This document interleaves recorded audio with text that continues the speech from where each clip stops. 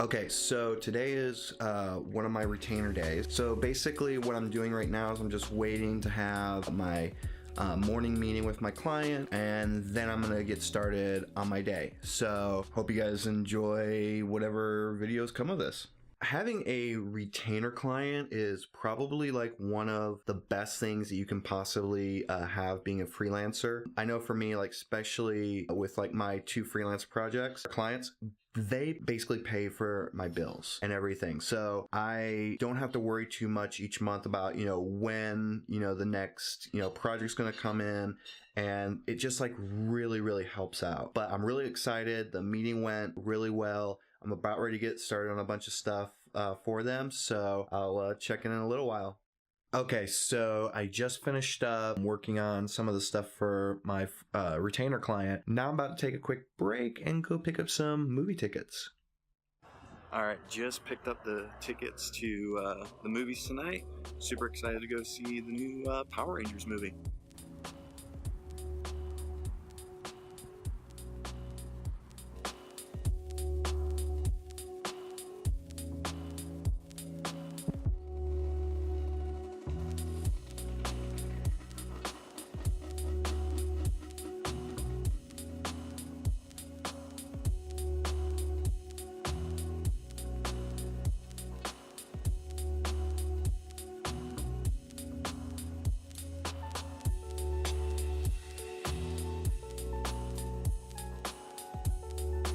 So one thing that some people probably know about me, anyone who follows me probably knows, is I am a gigantic movie buff. That's like one of my biggest things, is that I love movies. I watch them constantly. I go to movies a lot. You guys probably know, if you guys follow me on Instagram, I'm always talking about the movies I go to. I also just recently did a Kong Skull Island piece, which you guys can find two speed drawing videos to on my YouTube channel. Movies have always been very important to me, and probably that goes back to when I was a kid. My grandmother, me and her used to watch movies a lot, and so when I grew up with a lot of older movies. I grew up with things like spaghetti westerns with Clint Eastwood. I watched Jaws. I watched movies such as The Good, the Bad, and the Ugly, Rio Lobo, Rio Bravo, a whole bunch of like Clint Eastwood, John Wayne, movies like that and everything. Ever since then, like I've always just like found movies as like an escape. Some of my top 10 favorite movies of all time, a lot of them were never even made in the time that I was born. It was they were made usually like, farther back, some of them, closer to when I was born and everything like that. But like, for instance, Ferris Bueller's Day Off, one of my favorite movies. It's my third favorite movie of all time. Second favorite movie of all time is Rocky Horror Picture Show.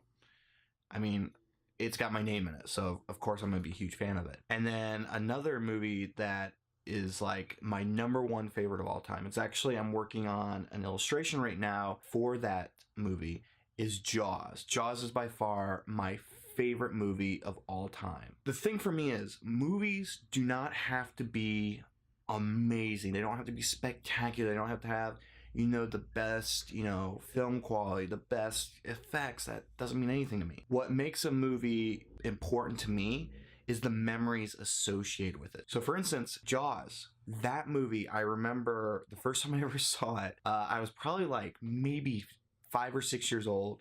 I was upstairs in my mom's bedroom watching it. She was downstairs watching her soaps and stuff like that. And I'm sitting up there watching this movie, and I'm so like involved and so engrossed in it that I actually believe that if I were to step foot off of my mom's bed, the shark was gonna get me. And so like, that's just, I had this like crazy vivid imagination when I was a kid. Something that, there's a point to all this. There's a point to reason why I bring up all these movies and I bring up the memories and everything like that. It's like, because of that, the fact that, imagine there was like a shark underneath my mom's bed and the carpet was water and everything like that. It's something that we as adults, we lose this like imagination, this like creativity as we get older.